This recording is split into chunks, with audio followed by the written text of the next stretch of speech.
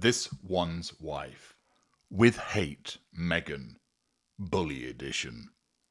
Hello, I'm H.G. Tudor. I've put my chef's hat on today, ladies and gentlemen, valuable viewers, as I'm going to be serving up to you a delicious 3-course meal based upon evidence. I am going to highlight the rampant hypocrisy of this one's wife relying on evidence. There's no speculation here. I've trimmed the fat of speculation, and I'm serving up cold, clear examples of the hypocrisy of this one's wife in relation to part 2 of season 1 of her banal cookery and lifestyle show. I recommend that you make yourself comfortable, as I'm going to be delivering blow after blow after blow in relation to this one's wife's behaviour, and this is the type of video that I would very much encourage you to share with people that you know that don't like this one's wife, and to also demonstrate to other people just what an awful human being and rampant hypocrite she is. Okay, here we go. This one's wife has been a prominent advocate for online safety, anti-bullying efforts and protecting children from digital harm since stepping back from royal duties in 2020. You all know she does this because it allows her to control the audience. She draws fuel from their approval and allows her to manage her facade and make money from it. Thus, it caters to the prime aims. Her initiatives have been primarily channeled through the Archwell Foundation, emphasising community building, advocacy and policy influence. She's done a number of things that support this. First of all, the Parents Network, which was launched 4th of August 2024. This is Archwell's flagship programme for online child safety, providing a free peer support network for parents whose children have suffered from social media harms, including bullying, exploitation, depression, anxiety, eating disorders, and suicide. It's available in the United States, the United Kingdom, and Canada. The network connects caregivers for shared experiences, grief navigation, and turning pain into purpose. It includes stories from parents like Darla and Ryan, who lost their daughter, Emma Claire, to suicide after relentless online bullying. It was launched on this one's wife's 43rd birthday, emphasising parental protection. Our kids are young. They're 3 and 5. They're amazing. But all you want to do as parents is protect them. The initiative ties into the No Child Lost to Social Media campaign, advocating for safer platform designs to reduce risks like self-harm and overdose from online drug access. There's the Archwell Foundation Parents Summit that took place on October the 10th, 2023. This was about mental wellness in the digital age. Held during Project Healthy Minds World Mental Health Day festival in New York City, this was Archwell's first in-person event on the topic. This one's wife and Harry moderated discussions with parents affected by online harms, including suicides linked to bullying. It evolved into the Parents Network and featured an outdoor vigil honouring lost children. This one's wife stressed viewing issues through the lens of a parent, asking, "What if it was my daughter? What if it was my son?" This one's wife provided support for the US Senate Judiciary Committee hearing on online child safety in January 2024. This one's wife and Harry attended and applauded parents testifying on the needs for protections against online exploitation and bullying. They emphasised collective responsibility. The responsibility to keep our children safe online cannot be passed on. It must be confronted head on, they stated. When they were in Colombia in August and also in November 2024, they were involved in the global tour, the Colombia tour and Global Ministerial Conference on Ending Violence Against Children. Invited by Colombia's Vice President Francia Marquez, This one's wife and Harry visited Bogota, Cartagena, and Cali to engage with youth leaders on cyberbullying, online exploitation, and mental health works. This one's wife said, "My husband and I recognize today's reality is marked by greater connectivity. However, there's a huge need to figure out how digital violence against children is manifesting itself." At the South by Southwest Festival in March 2024, this one's wife discussed hateful cyberbullying she faced while pregnant with Archie and Lilibet. In October 2024, at the Girls Inc. visit, she joined Teens for Crafts and Mental Health talks, reiterating her bullying experiences to inspire resilience. At the Upfront Summit in 2025, she mentioned Archwell updates as part of ongoing safety advocacy. She has made various statements in relation to the necessity of online safety. In a CBS interview in August 2024, she stated, "When you've been through any level of pain or trauma, I believe part of our healing journey, certainly part of mine, is being able to be really open about it. So if me voicing what I have overcome will save someone, then that's worth it." She revisited her suicidal thoughts. "I hadn't really scraped the surface on my experience, but I do think that I would never want someone else to feel that way.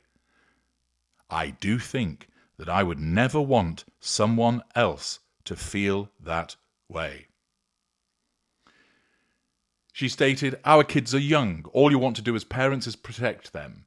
So as we can see what's happening in the online space, we know there's a lot of work to be done, and we're just happy to be a part of a change for good. We all just want to feel safe." At the Parents Network launch 2024, she stated, "If you look at it through the lens as a parent, there is no other way than to try to find a solution." At a Teenage Therapy podcast in October 2020, she stated, "I'm told that in 2019 I was the most trolled person in the entire world, male or female. What was able to just be manufactured and churned out, it's almost unsurvivable." At the Columbia tour, she stated, "There's a huge need to figure out how digital violence against children is manifesting itself in this age." This one's wife, therefore, has spoken about how she has been a victim of bullying, that she's been a victim of trolling, that she wants to preserve the mental health of children, that she wants to protect them online, that work must be done to protect people, particularly children, in an online environment. She has held herself out as an advocate, a defender of children in the online environment. In October 2018, Jason Knorf, then Communications Secretary for the Sussexes and the Cambridges, emailed Palace HR about this one's wife's treatment of staff, claiming she bullied 2 personal assistants out of their roles and was undermining another's confidence, leaving some in tears. Reports describe her as difficult, demanding, and creating a toxic environment, leading to high staff turnover. This prompted Buckingham Palace to launch an internal investigation in 2021. The bullying report, of course, was never published. Accusers and witnesses were reportedly bound by strict NDAs, preventing them from speaking publicly. The Palace's investigation results were never released, described by some critics as a cover-up to silence the matter. This one's wife's lawyers dismissed the claims as smears, and some sources alleged her team pressured media outlets not to publish details. Former aide Samantha Cohen later broke silence in 2024, confirming a difficult working environment.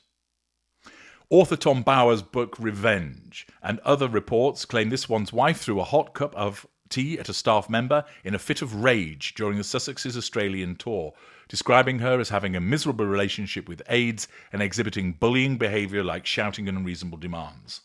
Staff involved were under royal NDAs, which reportedly kept the incident private until leaks years later.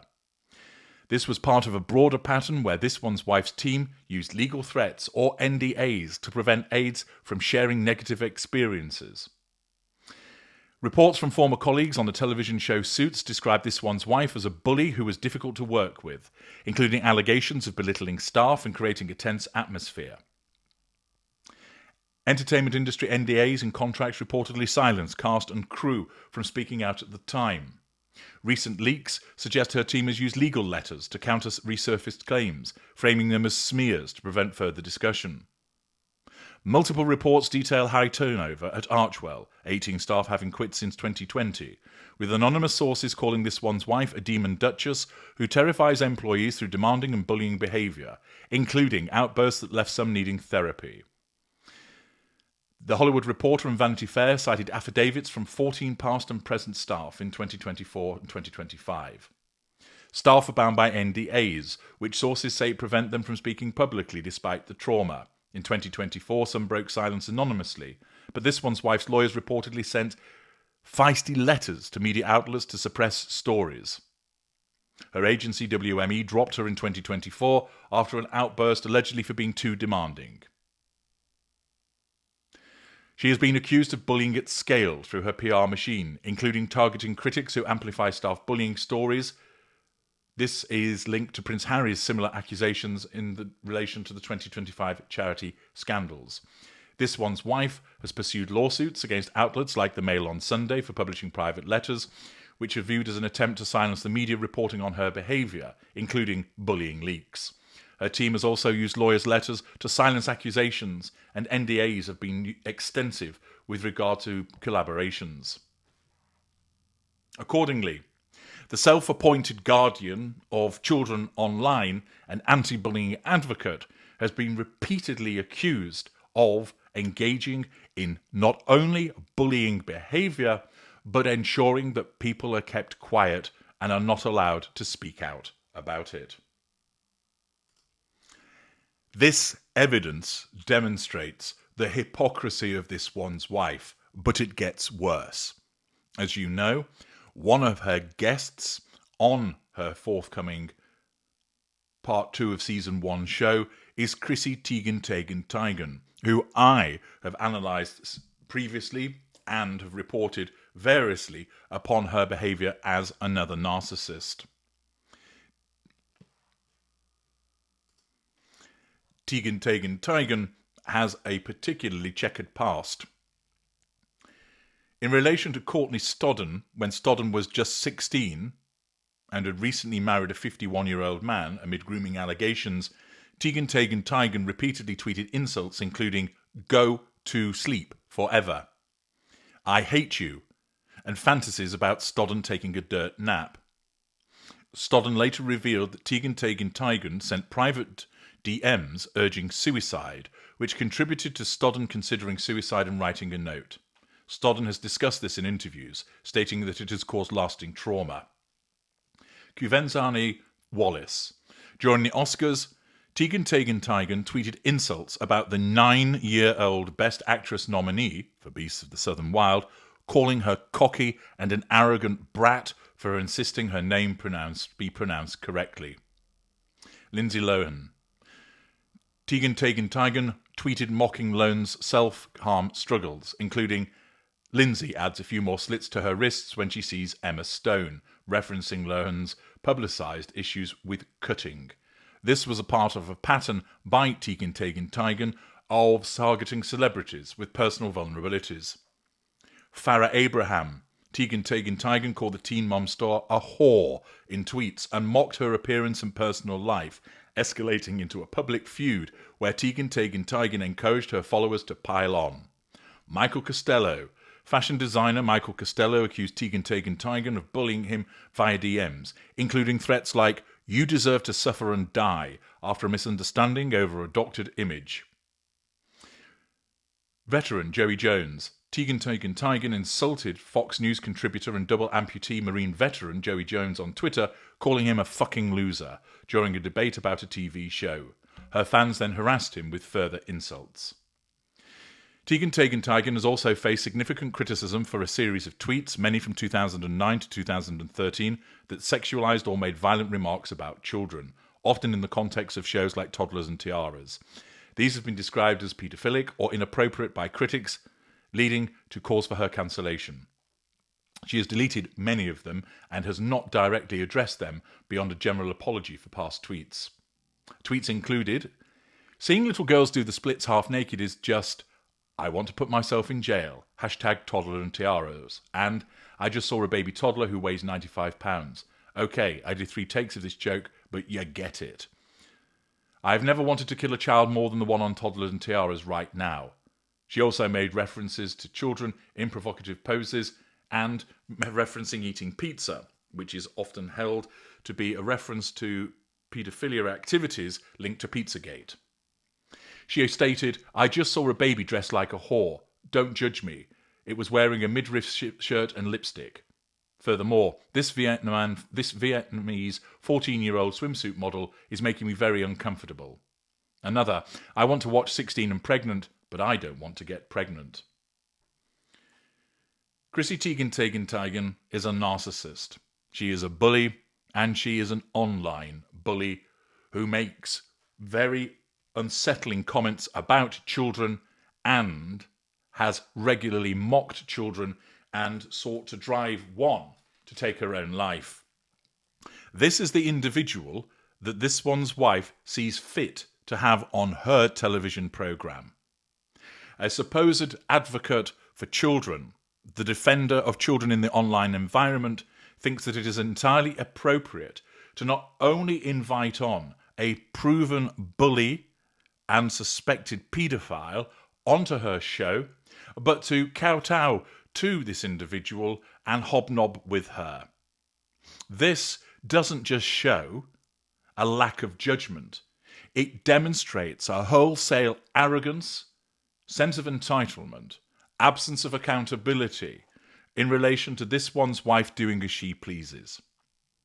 Not only does it underline, underscore, emphasize, and underpin her massive hypocrisy, it shows very clearly she does not give a shit about children. She does not give a rat's arse about those that are the victims of bullying.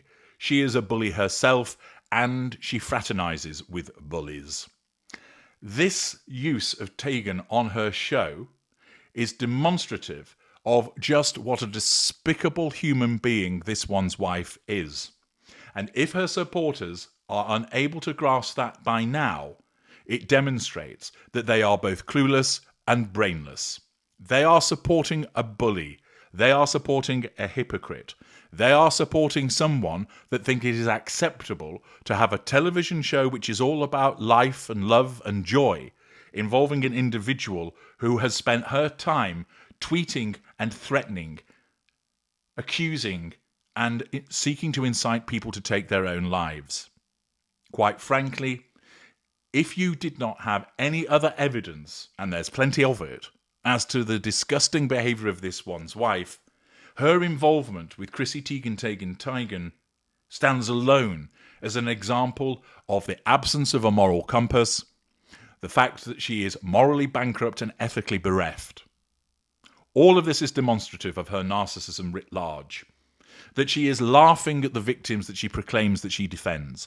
That she is quite simply doing a slut drop and squatting over them and pissing on them from on high. If you seriously think that this one's wife cares about other people, the inclusion of Chrissy Teigen must surely now be the slam dunk evidence that demonstrates that she only does what matters to her and she cares about nobody other than herself. This is evidence. This is not conspiracy theory. This is not idle speculation. This is cold, hard evidence in relation to what this one's wife has said about being an advocate for protecting children online. It is cold, hard evidence about her bullying behaviours, which have been repeatedly exposed. And it is cold, hard evidence about her hypocrisy of not only defending children, but also in relation to involving a proven bully and despicable human being in Chrissy Teigen onto her programme. Let others know about this behaviour. Share this video. Ensure others know about the evidence. With Love, Meghan is perhaps the most ill-described programme that could ever exist. It is about hatred, arrogance, a sense of entitlement, and no accountability. And the episode with Teigen is the bullying edition. I'm H.G. Tudor.